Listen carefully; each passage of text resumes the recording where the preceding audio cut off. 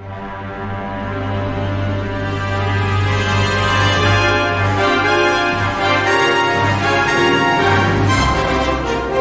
war game, anytime. All right, we are back for another episode of Any War Game Anytime. Super glad to have some great guests on this time around.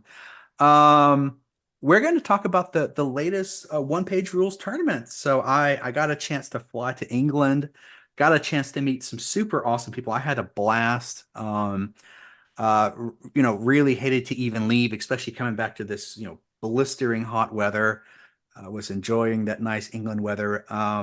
But before we get into all that, let's just talk to our guests. First of all, we got Bozz. How you doing, man?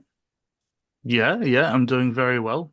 Um, it was really cool to actually meet you in the flesh over the weekend after doing a podcast together for the better part of a year. So yeah, that was very cool. It was. It's like, wait, this person has arms and legs and a torso, And not just feet. this floating face on a screen. No, it was really awesome. And so we have one of the tournament organizers. So this was last minute. We couldn't get Ed on, and we definitely need to get Ed on, but we understand this was last minute. We got Andy from Spymaster Gaming. Andy, first of all, it was also great to meet you. Um, Thank you so much for just taking care of this American who was just wandering around half the time with his head chopped off, didn't know what was going on. Andy, how you doing, man? Yeah, really, really good. I think I'm just about recovered from a weekend of organizing, demoing. My voice is recovered from having to talk to a lot of different people. But yeah, very Still well, a thank bit you. gravelly there, aren't you? Yeah, yeah.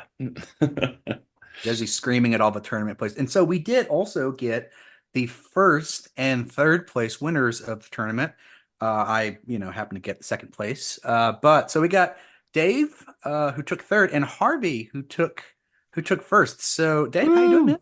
Hello, yeah, I'm doing well, thank you. Thank you everyone for having me on uh and for the kind intro. I'm Dave. I took third. I live in Worcester in the UK, and yeah, I brought a lovely little mix of alien hives and custodians to the event, which served me quite well. Yeah, had a great time, and it just so happens that my playtest buddy here managed to squeak out a cheeky win in the final round over me as well. Oof, it stung that little Yeah, bit yeah. more. Now, real quick, we'll get to Harvey. So, Dave, just tell us a little bit about your history in wargaming. How did you tell us a little bit about how you got into this hobby? How did I get into it? I got into it 20 years ago when what was now Battle for Middle Earth or Middle Earth Strategy Battle Lord of the Rings, Warhammer and Games Workshop released their Lord of the Rings system. I love the Lord of the Rings as a fantasy setting, the books and everything that goes with it. Obviously, Jackson's films were an incredible thing when they dropped. And then finding out that you could fight the battles yourself, like and get these tiny little minis and have them all fight. It was so cool for 10, 11-year-old me. How old was I 20 years ago? 11 years old. 11-year-old me. And so it started out with one of my local mates in the village I grew up in. He came to me and was like, hey, you love Lord of the Rings. Have a look at this. And Mm. that was my in to Games Workshop and wargaming. And That's a from good there, system too. it blossomed. Oh, it That's a was really great. good system. Yeah, and it's just one of the things I'm already digressing. I recently looked at it again when I got some minis to use in D&D. The system's still pretty similar in my mind to how it was when I started it 20 years ago. So well done for preserving it. But yeah, so that was the start point. And from there, I was already set on the path of nerdhood.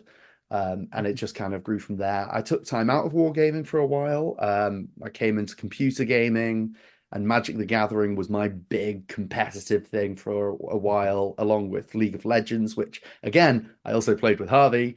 Um, and so, yeah, it was kind of, I've had competitive games of some sort, be it in physical, in cardboard, or digital for some time. And then we started to play D&D a few years ago, and that got me back into minis, which then brought me back into wargaming a few years ago. And then I managed to pick up OPR earlier this year. Very cool. Very cool. You know, it's funny, those Magic players, Magister, another guy over former, he's another competitive Magic player guy. Really good at breaking systems. So great. Harvey, man, our first place Yeah. winner. And I'm not surprised a testing partner. That's what you do in tournaments. You test the list. So not surprised you two came very high. I mean, you were preparing for the tournament. But Harvey, how you doing, man? Yeah, I mean, not bad, not bad. Tell us a little bit about your history in wargaming. Well, this is gonna be very disappointing, I think. So, I've been friends with Dave since we were 8 or something. And when we got into senior school, there's a couple of people we met then were all doing Warhammer, and Dave was one of them, obviously. And so I kind of got dragged in by the nature of my friends doing it, really. Probably played it for maybe 3 or 4 years, just Warhammer, 40k, a little bit of fantasy, stuff like that. And then haven't touched any wargaming of any kind until maybe about 4 months ago when Dave frantically messaged me saying he found this new system and he promised me I didn't need to read 400 pages worth of rules. And so we fired up TTS and we played a couple of games of skirmish and then eventually moved on to the bigger games. So not exactly the longest history, but yeah. Oh, that's great. Still, I mean, I still think that's wonderful. impressive. You've been playing it 4 months and you've taken out the tournament. Yeah. I'm officially I mean, the world champion as far Exactly. as I'm concerned. Yeah, I know, Undefeated. I know. Yeah, only one official Never. tournament, and here I stand, the He's winner. never gonna let But that you go. prepared. I mean, and I think I think that's great actually. That OPR, and I had a guy play this. He beat me his first game because a good tactical gamer, once they understand the rules, they can actually play pretty well. And you guys also tested as well. I mean, again, you got your reps in as well. It's really great. So I have to say, actually, credit to Harvey on this because I got into OPR by messaging Andy, our Spymaster game king here, and I messaged him in the local group being like, "Hey, I've heard about this game. Can I get involved?" And it spiraled from there, and that's when I brought it to Harvey. Now, when I started to play with Harvey, it was great because I was putting down minis and saying, "Let's go, let's just shoot each other and bash each other." And the more we played, the more we started to love the strategic gameplay of OPR. And the fact that it's 4 rounds makes it really sharp in terms of actually going for that. And so it was playing with Harv that developed that love for the competitive side of things. So yeah, we've both been on this OPR journey kind of together, and it's been really great developing the understanding of the game and the different ways of playing it to the competitive level that we then enjoyed with everyone last week. Yeah, I think within the first couple of months of playing the game, I think we've probably sent maybe over 2,000 hours worth of voice notes in our WhatsApp group chat. So yeah, we've devoured it from top to bottom. yeah, That's great. And I love that. I disagree with this paradigm that I hear people talk about OPR being a simple beer and pretzels game. It's really not. There's a lot of tactical depth. I know all of us in these tournaments, our brains were buzzing because it's very difficult. It is a very intensive game. And if you don't play it competitively, you just don't understand. They're like, this game is not this simple. It is very, very intensive to play.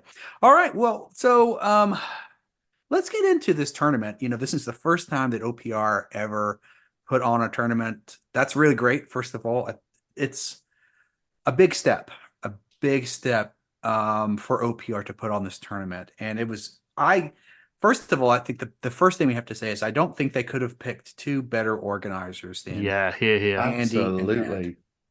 Oh, that's very kind. It's also extremely true. I think if they'd have looked a bit harder, they may have found someone. You're right. They might have found a second head. I mean, they would have had to look really hard. I think that both of you did an incredibly good job. So Andy, how OPR putting on a tournament? What's your kind of what's sort of you're going on in your head? Is it sort of weird? I know you were doing your own thing in the tournament scene for a while, and all of a sudden to get this official acknowledgement, I think, right? That it was.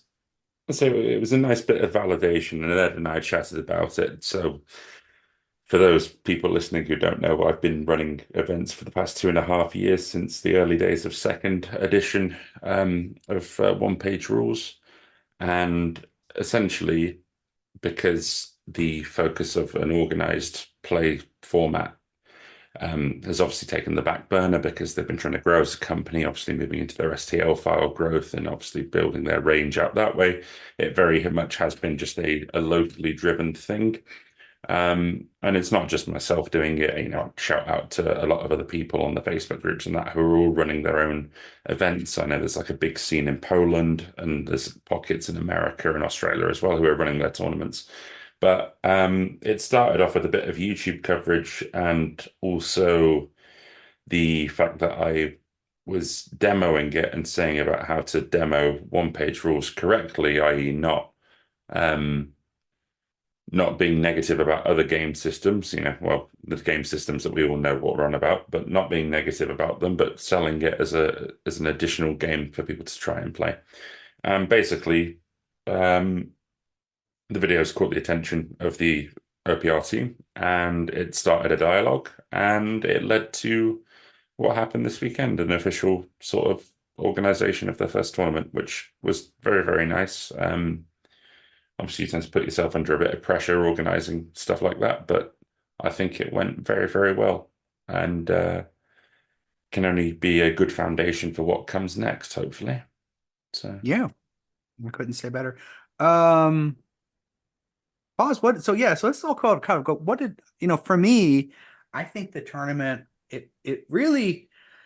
So one, I think with these tournaments, one of the things that I really liked about it is I didn't go crazy with the scenarios. This was all the base scenario. To me, this actually felt a lot more like a competitive tournament. You all had the same scenario every time. There really wasn't a lot of change in the terrain, and it ironically it really did feel like an actual sort of hardcore. Like I think towards my other games, feeling a lot more sort of like a chess tournament where you sort of you knew you could streamline things. You were putting your objectives. You knew what you were doing. It felt to me at least a lot more like a chess game term, and I really liked that. I liked some of these tournaments can sometimes go a little crazy with the scenarios where they just add in wonky stuff and it just really starts to just fall apart. Players get confused. So I like the simplicity of the tournament. I love just keeping it simple and yeah, really just focusing on this. So that's the one thing I really did like about this tournament. So Boz, what are your kind of thoughts about this? How did it feel? What's going on? Yeah. So I've been playing OPR for about 2 years now, maybe a little bit before. And, it's only now having gone to this tournament and having played in this tournament that I feel like I actually have a much better understanding of how to actually play the game. Because you know me, I'm the casual gamer, I'm the narrative gamer. I make a big deal about not being a competitive gamer, but now having played in a competitive OPR tournament, I realize that there are aspects of the game that I've just been completely overlooking. Things like objective placement. I kind of place objectives where I think it would be cool to fight over. But I found out very quickly in my first game that, objective placement actually does matter, and that's going to come as no surprise to any of you, of course, but it really kind of was to me. Objective placement actually matters. Where I choose to put things down actually really, really matters, and I need to triple measure where I put things to make sure that they're out of charge range on the first turn.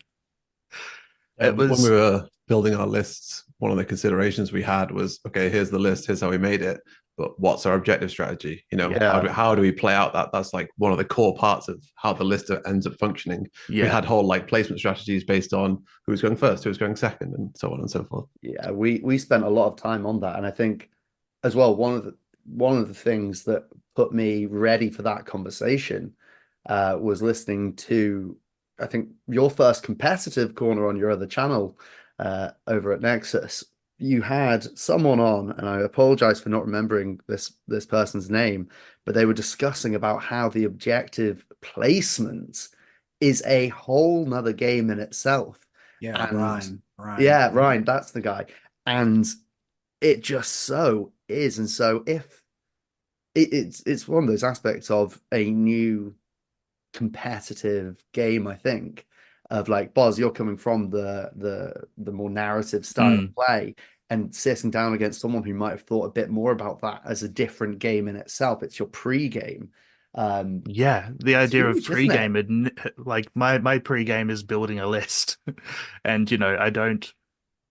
Those of you who played my list knew that I just kind of picked a few things that I thought were cool and brought them to run them. Yeah. And that was good. I enjoyed that for the most part, but I feel like having now been exposed to these things, as you say, this chess game of objective placement and things like that, I feel I have a much better understanding of how to play the game, and it was fun. I loved it. Yeah. And So it is interesting as well. I mean, you talk about it from a competitive standpoint, but obviously running the demo stand for the rest of the weekend at the expo and literally telling people that the objectives is part of the game. It's amazing how many people, even if you tell them up front, that level of strategy isn't in their mind. They get sidetracked by the killiness yeah, and they can't even think. And I'm talking about a demo where we're not even playing to the end of 4 turns. We're ending it at 2 turns, and there's no thinking ahead to the next turn. And I appreciate it's demoing and they're coming into it, but most of them have some wargaming experience, and it was just very, very interesting to see that only a handful. And as you can tell by my voice, I must have done about 30 demos Yeah. yeah. over the most. You and Ed were absolute machines on that Yeah. stand. Um, but it's just very interesting to see that it's not a consideration for many people.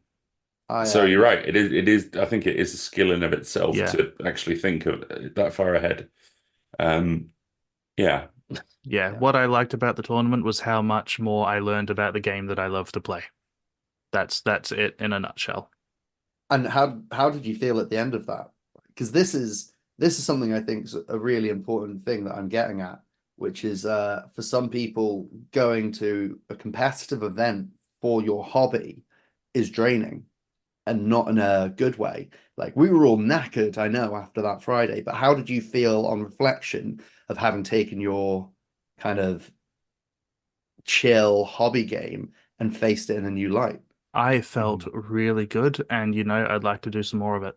There you go. I feel like it was a really good way to learn more about the game that I like to play. I'm still going to go and play it the way that I do when I'm playing casually, but I think knowing that there's just this huge, great depth that I haven't exposed myself to makes me kind of excited to step into it more and learn more about that aspect of the game. I came away from it exhausted, but feling really good. The And chess that's a great, What yeah, was that's a the great thing. I lost, one game to Dave, a really close game. And I was telling Boz, it's funny. Remember that earlier on that day, I was a little bit in a fog. I was walking around just running that scenario in my head. Mm-hmm. But that's part of it. It's like, it is, yes, it's sort of a little bit of stress, but it's also one of those stresses that are, and it's not for everybody. One thing I always like to say is competitive, that sort of mentality and that putting that pressure on yourself is not for everybody. But it's good to see that there's a lot of people like Boz. You can do both narrative and then jump over here and do that. Yeah, I think Yeah, I think I- I might give competitive a real kind of chance. you're going to be better now. I promise you, Boz. You're going to win Absolutely. more of your games. Absolutely. And I did pull out 1 win out of 4 on the weekend. I was extremely happy with that. I think also- do have to say though, I wonder, you talk about exhaustion, but I wonder how much of it actually comes to just the setting. I mean, the UK Games Expo, Oh yeah, it was even it was huge. even if you don't, obviously, even if you don't have, like, say, you don't usually suffer from sensory overload, which I don't, being in that environment, I think compounds a lot of effects that you'd feel, tiredness and everything. So I think in terms of like the mental drain at the end of it, I think it is probably compounded. I mean, just to draw a comparison, I think like the weekend before we ran an event locally with 7 games, granted only 45 minutes each, but how did it compare, Dave? Harvey, did you think that it, were you more tired after 7 games or the 4 big ones? do you want to precursor this a bit more with an explanation of what you ran the week before, Andy, for the listeners? Yeah, so it was Age of Fantasy Skirmish, so just nice, quick round robin. There are only 12 people attending, so 6 games each. So they could play everyone split on 2 teams, so 6 games and then a final 7th game. So, but 45 minutes aside. But in a relatively quiet environment of a friendly local game store. So that's what I mean. I think for people listening, I don't want to sound off-putting to say, oh, it is a drain on you if you're playing it for a day, but it's just what you thought in terms of comparatively, which one was more tiring. We definitely weren't getting Lorcana round update scenarios every 5 minutes at the game store. I'll tell you that for free. Yeah. But yeah, definitely. It was way more relaxed, even in a little basement full of nerds, right? Like we were just playing the game we play, right? There was no stress. But yeah, when you go to a big expo and stuff, even just like we're all sat on like not the most comfortable chairs, all gather around tables, and you're like, these rounds are like what, an hour and 15 minutes, I think it was per game. That's a lot of time to be stood on your feet, leaning over a 4-foot table. So even if nothing else.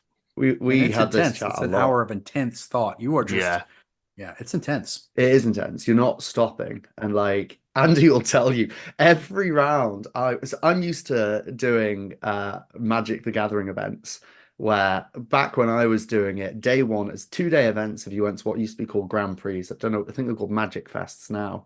When I was doing it, day one was 9 rounds, right? And that's before that's after you have your deck building if you're doing a different type of format and so on. But 9 rounds of an hour long each, they are intense days. So I learned really, really quickly in those. Hydrate. And Andy will tell you every round I was saying, hey, don't start the next round. I need another bottle of water. So I was sprinting out there. But yeah, it was intense. The comments you're making about it being chess-like are so right. You are always thinking about those moves. And it was one of the things I came away really loving that 1500 point 4x4 format on. That it was so chess-like. It was so your movement mattered. And Andy, you were already touching on it with that forward-thinking objective thing. Like it was one of the conversations Harv and I had going into it. Like when you hit round 3, what's your strategy? Like where's your opponent moving? Where are you moving? How are you winning the game? And yeah, it was intense. It was great fun. Both of them very different events, being Andy's event the week before and then the one at UKGE. So tell us, so Dave, tell us a little bit. What did you like about the tournament? I'll give you the cheeky answer straight away. Beating you round 1. Oh, that was tough. Oh, sting. No, Shots fired. Shots fired. It was a stressful Such a good game. round 1. It was such a good game. Such a good game. Oh, I could have beat you too. Yeah. They could have gone either way. And I think actually that is one of the things I have to say I did love, right? Every round had decision points in the games that could have swung the entire game. Like my round 1 against you, I nearly lost it. Actually, really early on, I ambushed my Hive Lord, and I hadn't actually thought that you'd come back for me, and you did. And then I thought, oh, this is a risky point right here. And then there were a lot of points where things would swing back and forth, building up to ultimately one morale check that won me the game on the midpoint.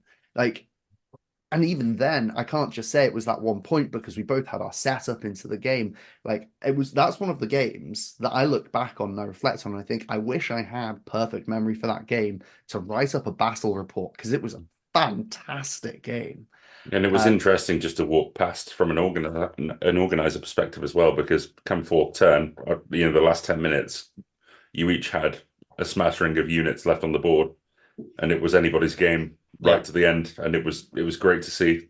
And you both had massive smiles on your face, and as an organizer at the end of a game, it's always nice to see that no one's lost their temper. Or No, I had a great, and I guess some people, I'm one of those people that like I'm intense. I want to win, but after the game, even something before, I think we shook our hands before and after. That's the most important part. We shook hands. I did it with you and I did it with Harv in the last game because they were my 2 most intense games. I have to say, no disrespect to my other opponents, but those 2, because as well, I knew who you were. Obviously, I knew Harv, and so I was putting a bit more into it. But with both of you, round 3, going into that last round where the game wasn't decided, we shook hands and went, whatever happens, this has been a bloody good game.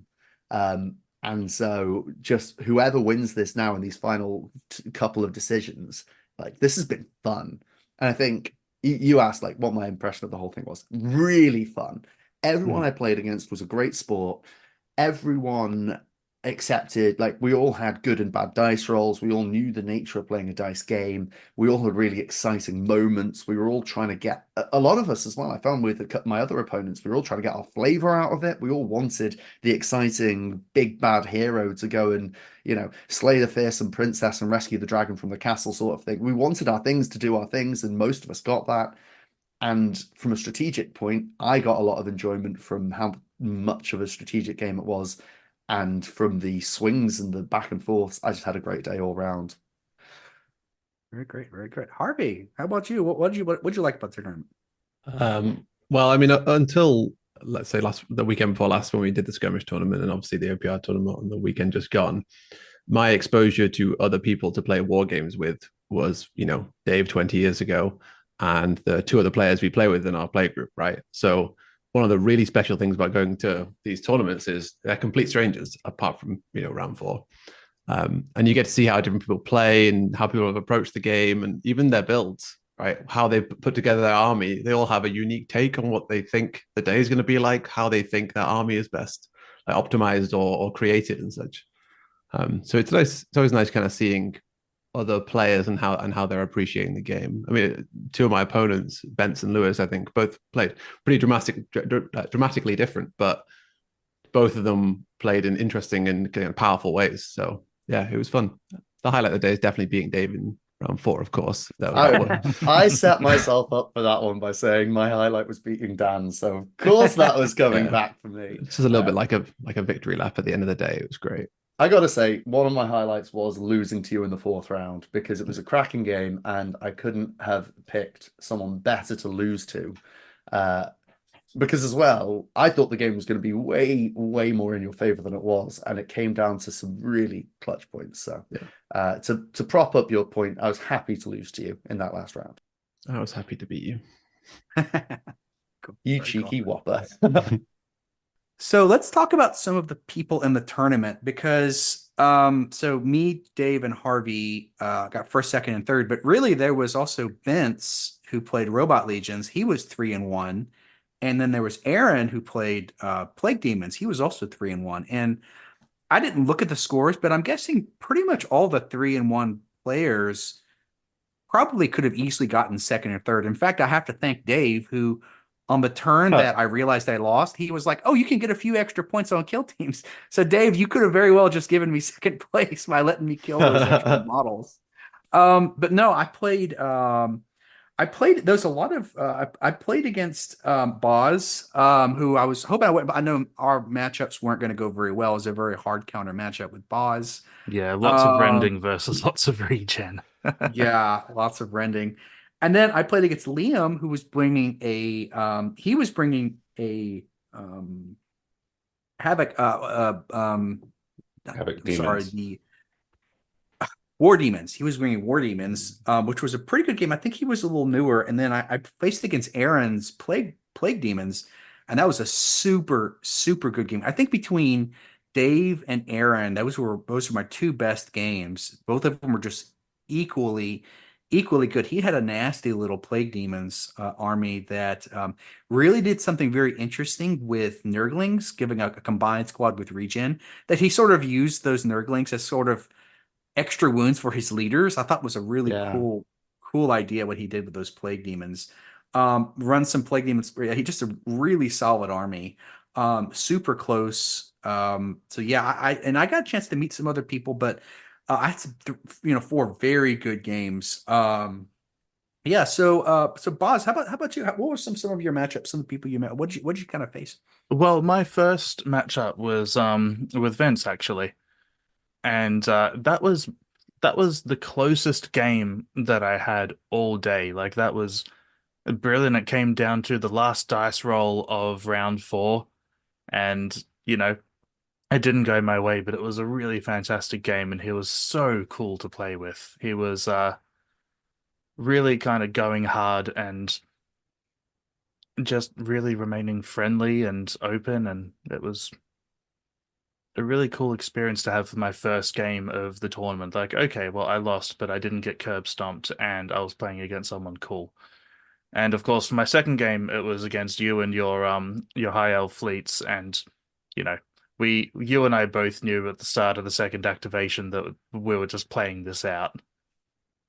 So, as cool as it was to actually get together with you in person and play a game with you, I would have hoped I would have hoped to have made a better accounting of myself on that score. But in terms of someone to play against, I'll lose against you any time you want, any time at all. I'll take you up on I might have to win at least once, we'll see. that. And yeah, for my third game, I was playing, I cannot remember his name, and I'm sorry for that, but I'm terrible with names. He had Havoc Brothers, and it was a father and son who were there. The father had Havoc Brothers, and the son had the War Demons. Yeah, it was Neil. Neil you Yeah. played. Yeah. Yeah, and both of them were just really good to play against. I'm trying to think of other things to say to describe it, but they were just really cool people to play against. I had a really good kind of mindset going into game 3, and I actually did manage to win that quite convincingly. I was very happy with my performance in that one. I was kind of thinking more tactically, thinking more about where am I putting my objectives down. I'm 2 games in at this point, and I'm kind of thinking, I wonder if there's something I can do differently. And, I would have wished to have made a better accounting of myself in that 4th game. I feel like I'd kind of taken those lessons forward, but yeah, the dice in that 4th game were just not with me at all. And it was another one that was over by, the start of round 2, and I was just playing it out. So I had 2 really good games, one of which I won, and I had 2 absolute curb stomps, one of which was, an uphill battle all the way, and another that was just the dice deciding that my time was not then. You didn't roll good in our games. I thought about that as well. I Of all the also games, didn't roll good I in was my rolling game like against 5 or you. 6 Yeah, sixes on a Ren checks and stuff, and yeah. yeah, But that I didn't don't help out. think the dice had as big an impact on our game as they did in my game against those War Demons. I think playing my list against yours was always going to be a real slog for me. That War Demons were good too. They War were. Demons They were good. Dave, how about you? How are your games?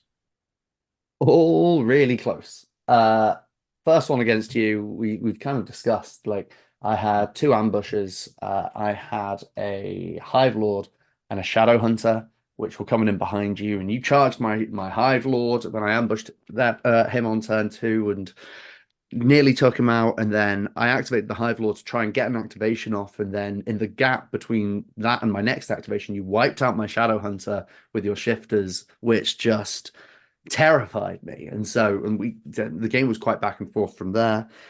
Round 2, I faced somebody called Andrew who brought Age of Fantasy lizards, and I looked at his list and I went, holy cow, this is going to be a grind fest. And it really was.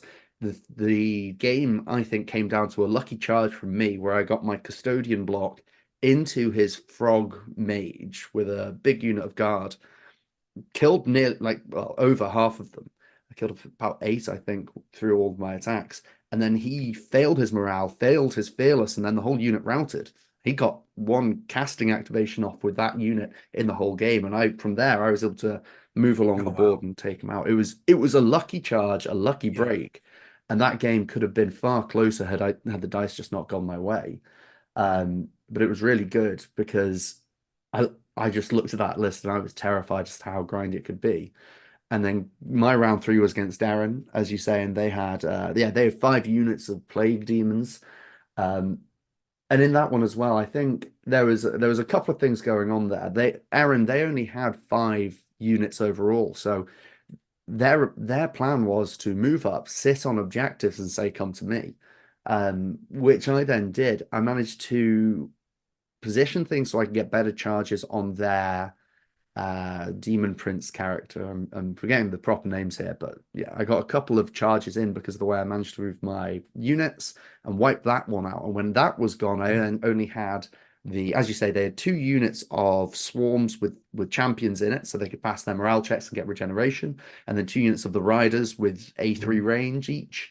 And then I kind of prioritized hitting then the higher value ones to break down the army and then win a really, really close and grindy game. And that one as well, it came down to that was one of my most chess-like games, I think, where I was able to set up multiple charges onto their high-value units and deny them charges onto mine. So that was a hard game. And then round 4, I'll leave my round 4 opponent to describe that game. Thanks a lot. Yeah. Harvey, tell us about your games. So round 1 I played against some Chaos Warriors. I can't remember the name of the player, unfortunately.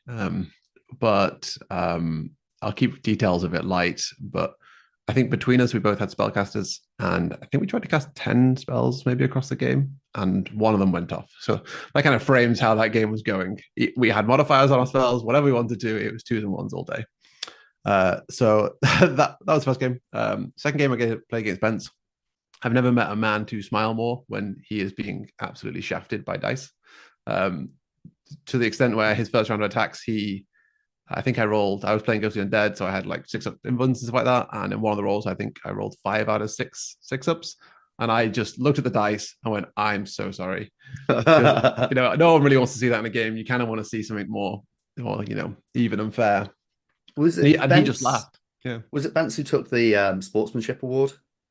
No, I don't know. Who was that? Was it somebody else? Painted. No, he took Best painted. Best painted, yeah. Yeah. So that was a very pleasant game. We had lots of joking back and forth. Then my second to last round was against Lewis, who was playing goblins. And to be honest, we basically didn't speak because we were playing such a tight game against each other. You could like feel it in the air, how long we were spending deciding how long to move things. And I could talk for hours about how important the very first turn of the game is. But it was maybe twice or 3 times as long as the first turn of any other game we played that day, and we were using our tape measures like men possessed. It was such a tight and kind of close opener, and yeah, really, really fun game. And then the final round against Dave. I mean, it was kind of like home ground again, right? Because obviously, like most of my games have been against Dave or one of the other 2 guys in our group, so it just kind of felt like back to like tabletop, just playing some games, just having a good time. And I think that's how it went in the end, right? Yeah, it was. We both reflected on it. It was a feels good game. We both reflected on it, and we felt like there were relatively few mistakes. And actually, it's a conversation probably for you and me to have when we're not taking up everyone else's time. But like one of the things, kind of going back to that chess aspect, is more than a chess thing. For anyone who plays pool, there's a strategy in it is to when you shoot your pool ball, where the cue ball is going to end up. And I think about one particular charge I made with my custodians that left them in no man's land. They couldn't move on to an objective. They couldn't make good aggressive charges. And so my round 4 move with them was pretty duff. And yeah, that's when I say how tight that last game was. It was good. But also, I contrast that to when I played. So in Andy's event, by the way, for anyone listening, Andy's done a disservice to his event from the week before, where he put in a huge amount of graft to have 6 unique rounds for an excellent narrative event, which everyone had a damn good time at, and unique awards at the end. Andy's done himself a disservice in his explanation of that. But in one of the rounds, we were doing capture the flag, 5 objectives in fixed locations, quite standard OPR. And I played Harvey for that round. And we didn't talk in that game because it was my move, your move, my move, your move, far more traditional chess like of just playing the board. Whereas in our final round on Friday in UKGE, that was a game of you and me having a fun time. I think we were passing a lot back and forth. We were discussing possible moves. We were treating the game with a competitive respect, but we were still having a great time between us. I was watching a bit of your round 4, and I saw you, David, like really going through a move with Harvey. Well, this is what you could do, or this is what you could do. I think this is probably the best thing for you to do. Like it wasn't like, oh, I'm out for blood. It's like, this is such a good game. How can we make, what's the best thing to do here? Yeah, I think one of the things we try and do in our play group, at least when we're playing, is we try and squash all gotchas, right? Like we don't want anyone to be caught out because they've not read a rule or if they've not understood how things are going on. So if someone makes a move that we think is a blunder in our play group, we'll go like, "Are you sure you want to do that? I can make this play next, right?" And all that does is help to encourage, better, cleaner play and fun on both sides. So yeah, great attitude. Yeah. And on the topic of movement and chess-like stuff, if I can talk for an hour about the first move of the game, I could talk for thousands of hours about how just activation order and movement and all that kind of stuff, all the fundamentals of the game make it a great competitive game before you even start looking at stat blocks. Yeah. Yeah, I think that it's something that I gotta go back to it. Like I don't like when people, my opinion, I don't like the paradigm of saying, gee, that this is a beer and pretzel simple game. It's not. It's really not that, especially when you start digging into it. There's just so much stuff going on. Well, so that's really awesome. I mean, I think we could all talk about all day. We unfortunately, I think we do this every time, Bozz. We have to sort of like time box it. We have to just be like, okay, we have to unfortunately stop talking, but we want to have you guys all back on. I blame our audience for not wanting to listen to 2 hour Yeah. podcasts. Well, actually, I want to kind of, you've said the beer and pretzels thing a lot, right? I want to kind of pick Andy into this line of thought. Because I have an approach, and I can't remember if I've even said this to you. I have an approach to games that can be competitive, which is kind of, if you're playing with people who you're not used to playing with, or even with you are, you kind of have to decide, what are we playing here? Are we playing competitive? Are we playing right now to win? And are we both going to take enjoyment from that play style? And if yes, and you both want to do it, great. Or, and this is why I want Andy to chime in on this, because I know he loves this as well, quite like you, Buzz. Are you playing for the narrative day, which is what Andy's first event that I played in was a narrative event. Now, knowing it was a narrative event, I also had a whale of a time there, because I know that everyone did. There is nobody who I spoke to on that day who came away going, "Oh, my dice I won," and no one had that grump. Everyone wanted to play that. And that's why I think, yeah, you know what, this game can be a beer and pretzels game, which is where I probably disagree with you a little bit, Dan, because if you sit down to play it, it can be, and you can have a great time, but you've also got the angle to ratchet it into a competitive game where it is so deep and so tactical, and it's great. And like, I know, Andy, you love the narrative side, right? Well, I don't think they're mutually exclusive to be one or the other. I think what I saw at the weekend, from the caliber of people rocking up, I don't think there was anyone, and we'll differentiate the playing to win, but then there's the playing to win at all costs mentality. So I'd like to make that differentiation. Yeah, that's a good point. And I think people rocked up playing to win, but there was no one there who was going to spoil the atmosphere and take it to the next level, to the point where they weren't talking to their opponent, not out of obviously concentration, because I know you guys have said that you limited talking in some of your games, but not to the point where you're using it as like a psych out tactic, which I have seen done in other game systems. Yeah. No, I think they're not mutually exclusive. I think a lot of people have been drawn to this game because of basically the fact that the competitive scene in other systems has grown to a point where it dominates, and they've been put off by that, but they still want that structured play. And that's the key word that I strive for, is a structured, organized play, which and it still fits tournament. It doesn't have to be badged up as uber competitive. I've always maintained, whenever I've organized my events, I've always said, I use this to facilitate social interaction. It's nice to meet people who would not otherwise come together. Like, they play in their separate play groups, like Dave and Harvey, but it puts them in front of other people, gets them meeting with the wider community. And that, for me, is imperative to a healthy game in of itself. It doesn't necessarily have to be, win at all costs. That's my thoughts on it. So I really like that. I guess I would clarify, when I say beer and pretzel, I mean where really the dice, where there is not a lot of tactical depth in the game, when the dice really just, I rolled on this table and half my army disappeared. Oh, ha ha ha. Like I guess that's what I think about beer and pretzel. When I think about just the variance is just so off the wall that your tactics are much less. In OPR, I would say it's not really that the case. Even you can play it fun, but there is I would get into a little bit. We're going to talk a little bit about improvements, but when you do start getting beyond a little bigger points, a lot of those spikes and dice really start to smooth out.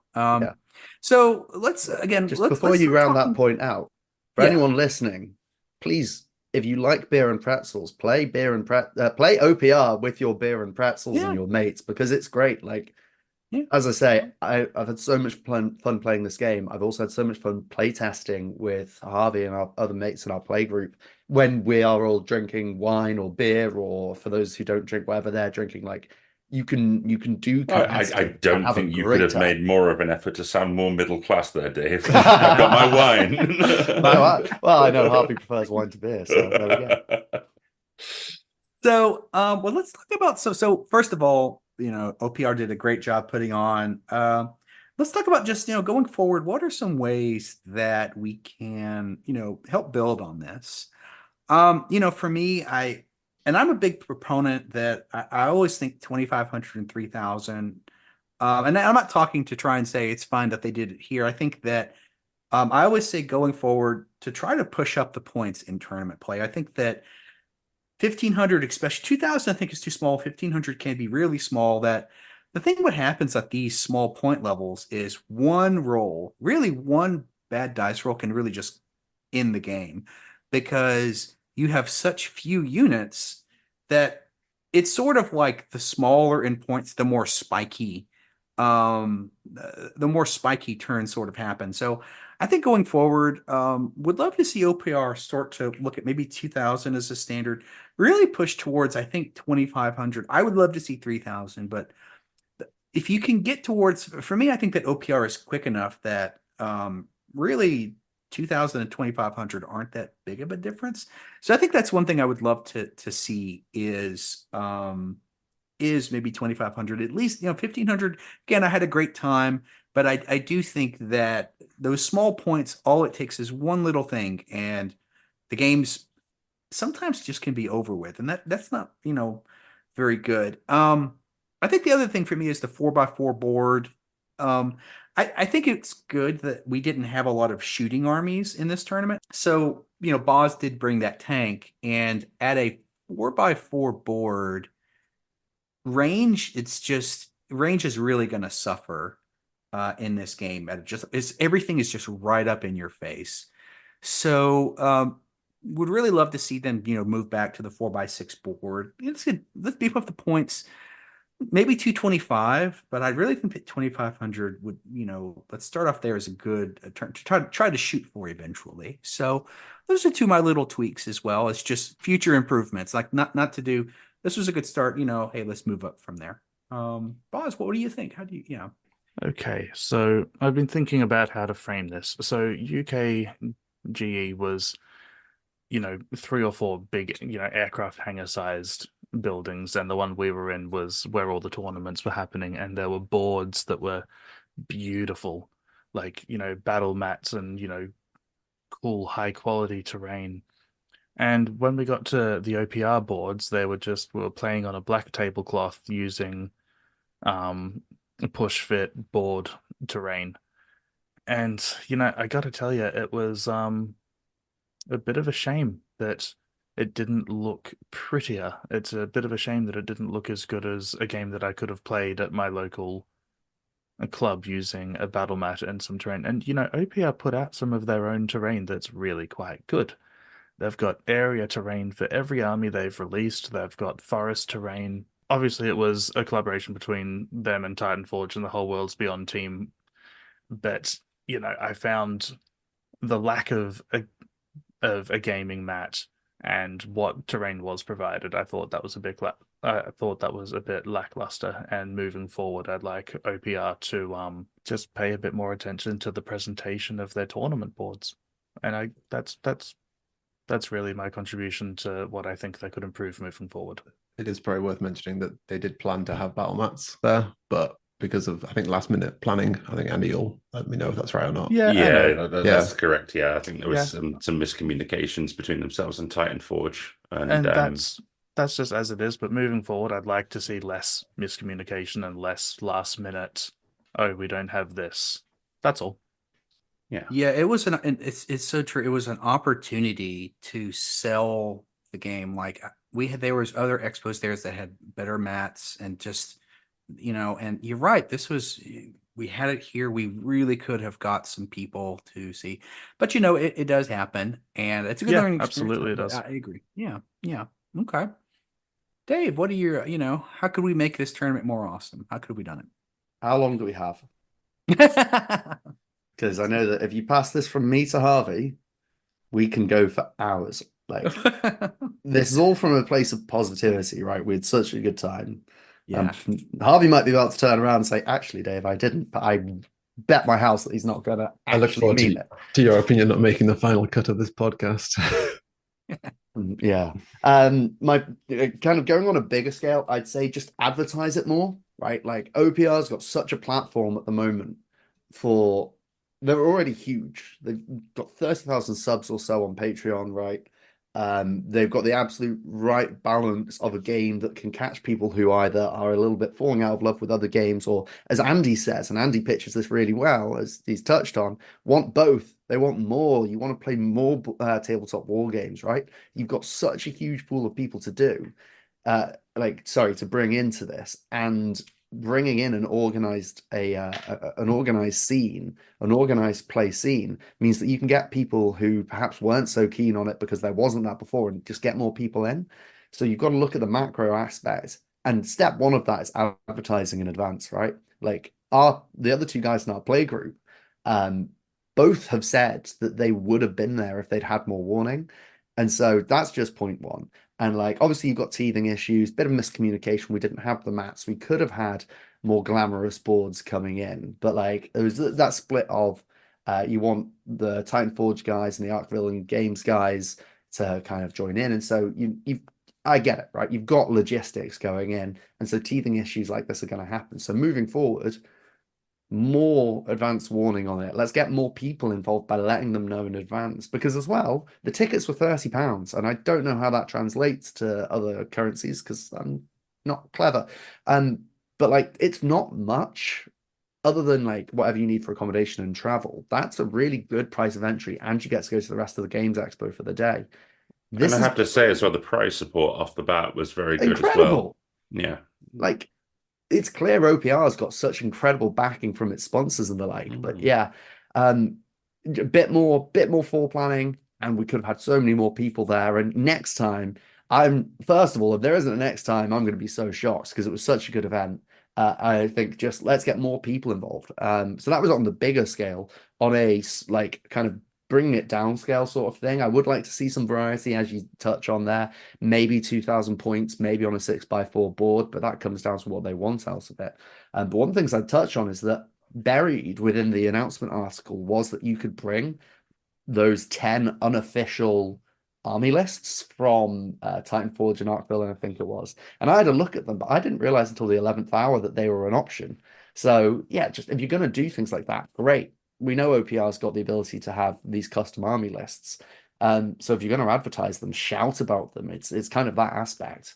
And then like really actually those are the only two things that I'm looking at and going, yeah, these things, you dial this up and the potential here, right? Like the three of us have got one hell of a fight next year of maintaining and coming back and taking our positions as first, second, and third again, because if OPR just gives it like another month and a half's notice, brings in a slightly bigger game point size, maybe you've got all of that, and then also the back end of that of people going around and talking about it. Like this podcast is one platform for shouting about it, and we need more shouting. I haven't seen a post-mortem from the official OPR team. Please, like you've got 5 people here who want to shout about what an amazing event you've had, and also put huge props to the organizers like Andy and Ed who ran it.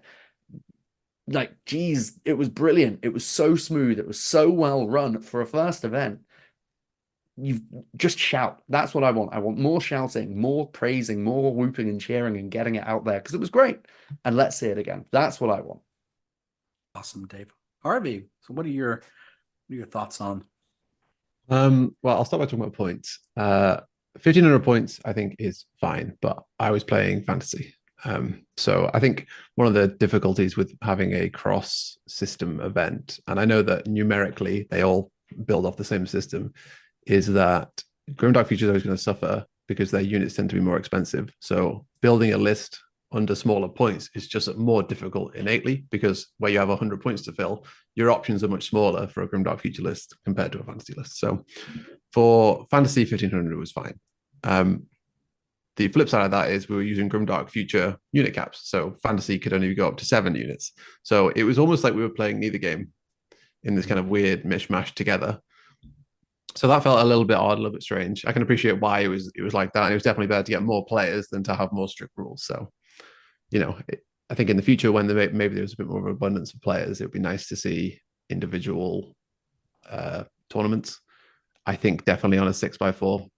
One of the things that's not going to be spoken about too much about the 4x4 is that it was 4x4 and it was 5 objectives. So you could threaten more than one objective with one unit. And that basically broke the game in half for some lists. Some lists that don't have that capability. Anyone who's got a cheap throwaway unit that's not going to be focused down, going to be slightly ignored, or it's just hard to kill, they can threaten more than one unit, more than one objective, and that really does make it very difficult to win that uphill battle, right? Where you're already like down 2 points.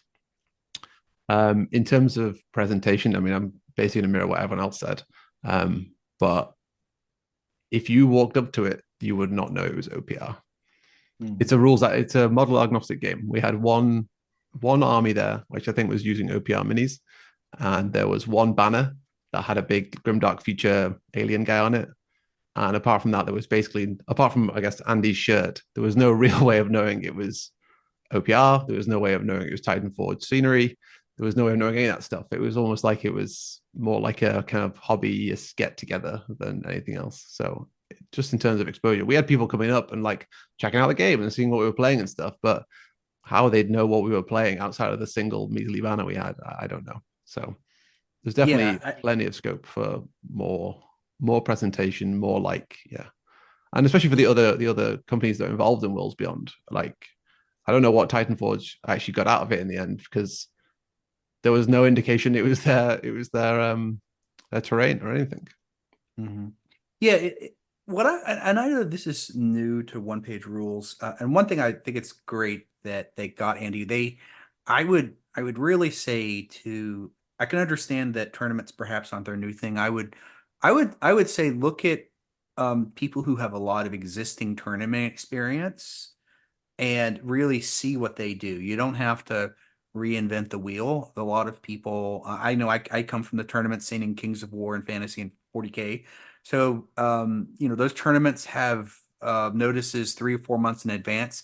They have they have prep episodes where people, this is where they get the army list and we used to do episodes for all the Kings of War tournaments where it was fun, but it was comical, but it was also stirred up interest. People would challenge each other. They would predict who was going to win the tournament. It's all this stuff is meant to build up the prestige and build up so there were, like I said, I'd love to see some of that incorporated. And there's a lot that other organizers are doing. I would say the OPR team, you don't have to start from scratch. There's a lot of other good communities to look into how to really do this thing right on tournaments. Andy, so I think, like I said, I think one of the best things they did ever is to get Andy, who did Yeoman's work that entire time. So Andy, how do you kind of a post-mortem on the tournament? What do you think? I think I'll echo a couple of points that have already been said. I think, advertising beforehand. What I will say though is I think the decision to actually go ahead with it was made quite late in the day. I think the team were obviously juggling a lot of other projects, and it was again because for context, they're new to the expo circuit. This is only the second expo I think they've done as a team. So I think bolting all new stuff on like this, because the tournament has its own demands, hence why myself and Ed were hired. So I think, as you say, teething issues like this are always going to be a thing. But I think I was really happy with how it went. We had 16 players, which I think, even with the limited advertising, I think is a good, healthy number. And I just hope that they see that it was a success. I hope they see that everybody had a good time and that it's enough to galvanize effort into it for future expos and future events, and will hopefully lead to more of a competitive scene and organized scene going forward. So And I will echo that. I will thank them, like the team, like meeting them all, like they're a wonderful bunch of guys. Um, and you can tell that the passion is there with each and every one of them. So they'll learn from it. Ed and I have, we've fed back our thoughts as well, in terms of where we can go in the future with this, and hopefully they'll take it on board and they'll just use it to their advantage, and that's all I can hope for, really. But yeah, overall, I thought it was a really good event. Yeah. Oh, yeah, it was. And I think that's, always to make sure, I think that's what we want to frame this. It's an awesome event. Yeah. It's it's more, oh, we wished we could have had a few more things because it's there. It's like that's the thing. Their game is already like 99% of the work is done with this game. It's a super solid game. It's just these little tweaks that can just have a tournament scene explode. And I already know, just with this small interest, I've seen the Discord. I know people have reached out to our Discord and other things. They all want to know, they all want to talk about the tournament. They want to see the army list. They want to dig into it. There's an interest there still. Oh, so much. There's so much appetite interest in for just this. people are talking about army lists. I want to see this. How did it go? What were these matchups? And what were the tactics used? That's awesome. And I'm just looking forward to just building on this. At the very least, give well- Andy a microphone for next time. Yeah. So he doesn't have to yell across the convention hall. Yeah, that- drone that- out the that would've been- Volcana that would've been- announcers. Yeah, Yeah. Oh yeah. Bloody All right. card Well, casting. thanks everyone. We'll end it with Andy. Andy, any closing thoughts on just the tournament? Yeah, I'd say it was a great opportunity. As I've just said, they're a lovely team. I think they will take everything that we say on board.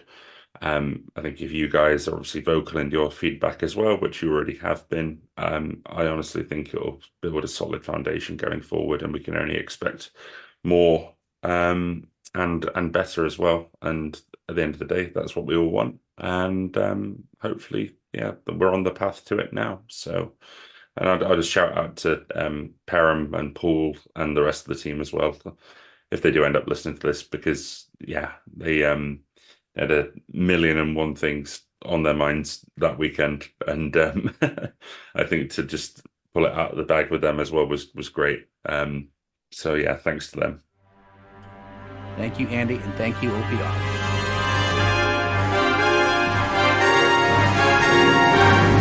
Any war game, anytime. Going with the game is good.